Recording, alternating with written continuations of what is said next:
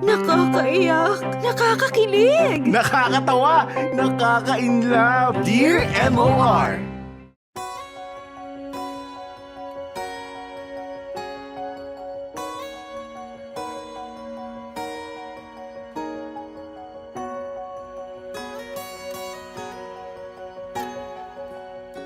Dear MOR. Hello mga kamorkada. My name is Topher, 32 years old. And I'm currently residing dito sa Marikina kasama yung wife kong si Roxanne. Napasulat ako sa inyo ngayon kasi gusto ko sana makahingi ng tulong sa problemang bitbit ko. Noon pa man kasi talagang career-oriented na ako. Ginawa ko lahat para lang gumanda talaga yung career ko. I was only 24 years old nung ma-promote ako as a manager sa una kong trabaho. Oh, di ba? Wala kasi talaga akong ginusto nun kundi maging successful. Bilang anak kasi ng isang sari-sari store owner, alam ko yung pakiramdam ng kinakapos. Kaya nga nung makagraduate ako, agad-agad ako naghanap ng trabaho para makatulong na sa mga magulang ko. Gusto ko kasi agad na makabawi sa kanila sa lahat ng pagod na inabot ng mama at papa ko para lang mapagtapos ako sa pag-aaral. Utang ko lahat ng success ko sa buhay sa kanilang dalawa. Dati-rati sapat na sa akin yung makitang maginhawa yung mga magulang ko. Masaya na ako na makita na maraming laman yung mga bank accounts ko buwan-buwan. Kaso, nagbago ang lahat simula nang makilala ko yung misis kong si Roxanne. Para kasi sa isang tao na nakuha na ang lahat ng yaman sa mundo, ang tanging bagay na hinahanap-hanap niya is yung yaman ng puso. Talagang binago ni Roxanne ang pananaw ko sa buhay. Noon, wala nang mas importante pa sa career ko at sa pera ang kinikita ko. Pero, simula nung naging kami ni Roxanne, hanggang sa ikasal kami, wala na akong inisip kundi kung paano ko mapapaganda ang buhay ng taong pinakamamahal ko. Ngayon, gusto ko na lang lagi nakikitang masaya si Roxanne. Ayaw na ayaw ko siyang nakikitang malungkot at mas lalong ayaw kong nakikita siya nahihirapan. Sobra-sobrang tuwa ang naibibigay sa akin ng asawa kong si Roxanne. Nakadagdag pa nga sa saya na nararamdaman ko nung sabihin sa akin ni Roxanne na nagbunga na ang pagsasama naming dalawa.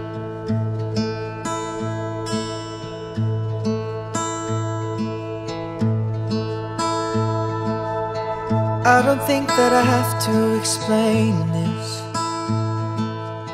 When I look at you, everything explains itself.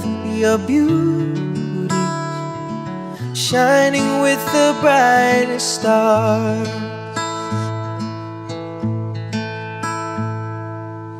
Everybody's longing to be around you. How can they not? You make every heart feel lighter. Your presence takes the loneliness away. Oh, I'm so in love with you. If you try to ask me again, if you look okay, I'll say, girl, don't be so conscious, for you're perfect the way you are. Never forget that you're my superstar. If you feel like you'll never be good enough, forget them, dear, you're more than enough. You keep on blowing my mind, you're one of a kind, and I'll be by your side.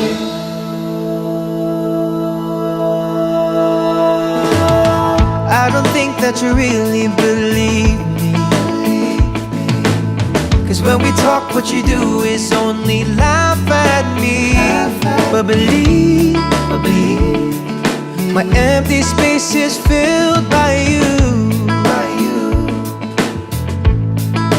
Oh, even if I tell you a million times, it's still true.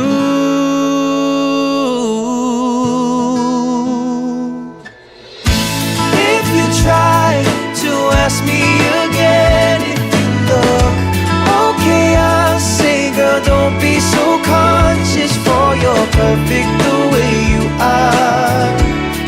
Never forget that you're my superstar.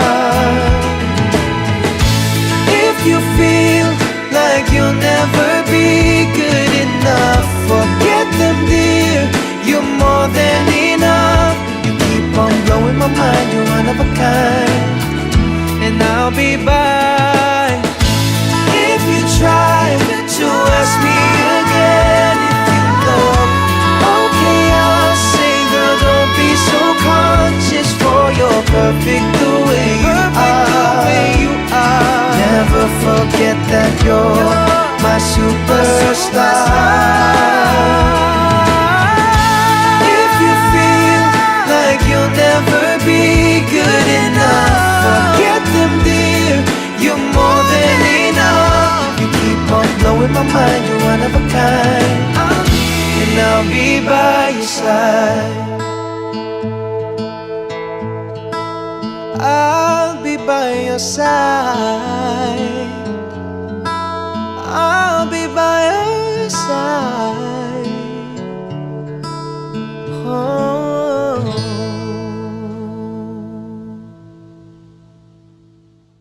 Dear M.O.R. Ang mga kwento ng puso mo. Simula nung nalaman ko na magiging daddy na ako, medyo bumalik ako dun sa mindset na kailangan kong kumita ng malaki.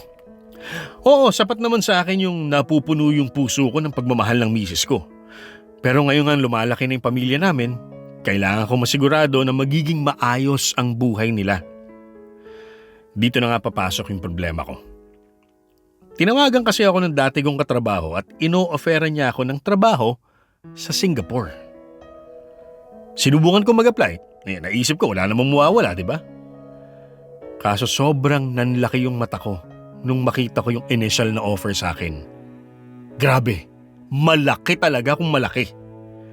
Kikitain ko ng 1 buwan doon, parang kapantay nung kikitain ko ng 3 buwan dito sa Pilipinas. Kapag kinuha ko yung offer, sigurado ako mabubuhay ng maluwag ang asawa ko at mga magulang ko. Sabi nga nung kakilala ko, wag ko na daw pag-isipan yung offer. Kunin ko na daw agad kasi bihira lang yung na-o-offera ng ganong kalaki. Tatanggapin ko na sana, kaso sa tuwing naiisip ko na iiwanan ko si Roxanne, nakapatigil ako.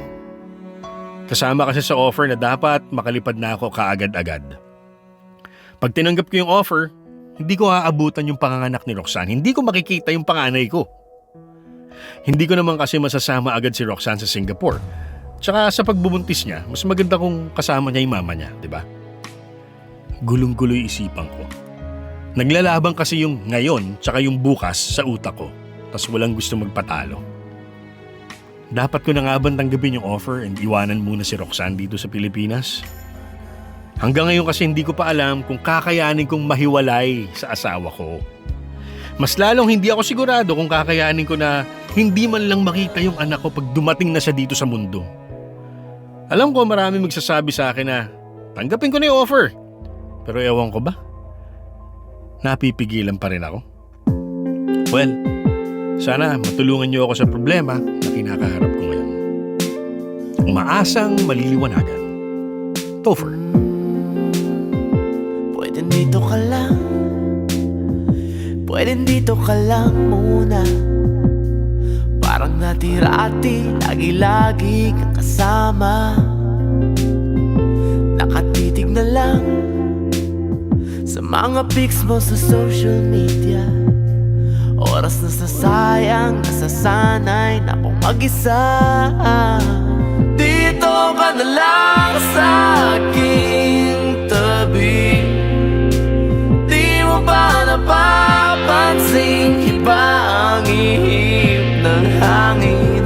Lumalamig, naririnig ko ang pagbilis ng pintig ng dibdib. Kaya dito ka na lang sa akin at huwag nang lumayo.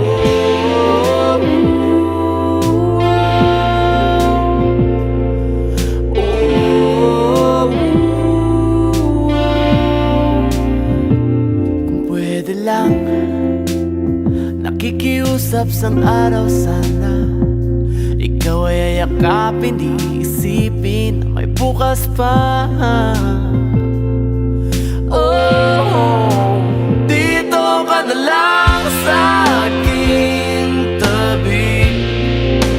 Di mo ba napapansin, iba ang ihip ng hangin. Lumalamig,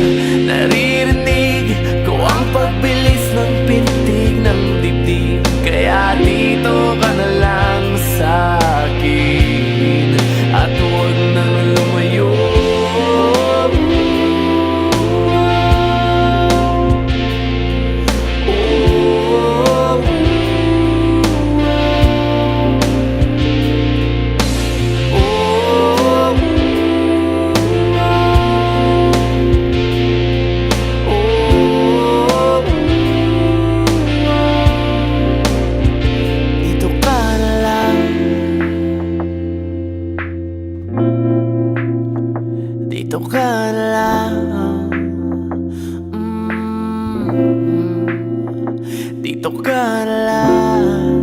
Oh, oh, dito ka na lang. Dito ka na lang sa aking tabi. Di mo ba napapansin, iba ang ihip ng hangin lumalamig. Naririnig ko ang pagbilis ng pintig ng dibdib. Kaya dito ka na lang sa akin.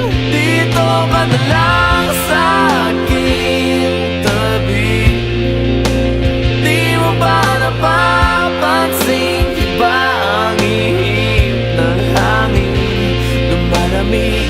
Naririnig ko ang pagbilis ng pintig ng dibdib. Kaya dito ka na lang, dito ka na lang.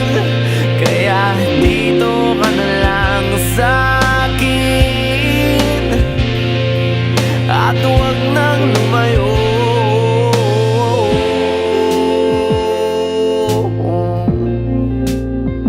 Dito ka na lang.